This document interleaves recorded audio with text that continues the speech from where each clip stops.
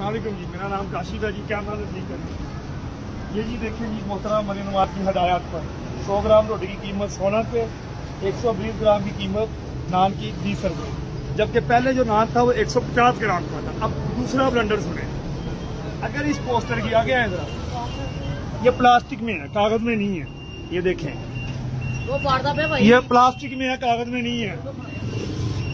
अगर ये कम से कम गवर्नमेंट लेवल पे 100 रुपए का छपा हो, अगर 1 लाख तंदूर अंदाजे के मुताबिक पंजाब में हो, तो आपका 1 करोड़ से ऊपर खर्चा, ये 100 रुपए से कम नहीं होगा, 1 करोड़ से ऊपर खर्चा सिर्फ लो जी 200 रुपये इनसे लिया। किधर कैमरा करें, कितने लिया जी? 200 रुपया लिया एक अंदाजे के मुताबिक। 100 रुपए का छपा, ये पूरी दिहाड़ी लगाई है इन्होंने। पूरे इनके पास शार्प नुमाइंड बनते हैं, लगाया 100 कमाया 200, और उसके बाद टीवी पे एडवर्टाइजिंग की है, और फिर तंदूरों पे जाकर छापे मार रही है जी। आप रोटी सस्ती नहीं दे रहे, इनको अंदर करो। तेरा काम है यार, ये महकमों का काम है। 100 ग्राम की रोटी ने पड़ नहीं रही। आटा नहीं, आटा सस्ता होगा आपके लिए? आटा सस्ता,